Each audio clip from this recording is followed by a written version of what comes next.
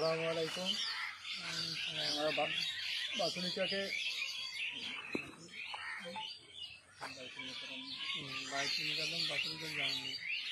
বাইতুল মোকাররম বাসুলি চক জামে মসজিদের কাছে দাঁড়িয়ে আমরা বলছি, আমাদের মসজিদের এখনও পর্যন্ত আমরা যতটুকু আমাদের কাছে ছিল টাকা পয়সা তা নিয়ে আমরা মসজিদের ভিতটা দিয়েছি।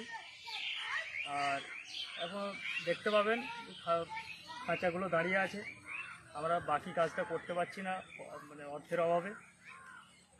তো সমস্ত মুসলমানের কাছে আমাদের আবেদন, সমস্ত মুসলমান ভাইয়েরা যেন এই মসজিদের সহযোগিতার হাত বাড়িয়ে দেয়, দিয়ে যাতে করে আমরা এই মসজিদটাকে কমপ্লিট করতে পারি।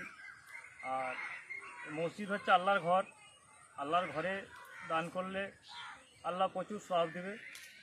মসজিদের একটাই ইট দান করলে আল্লাহ পাক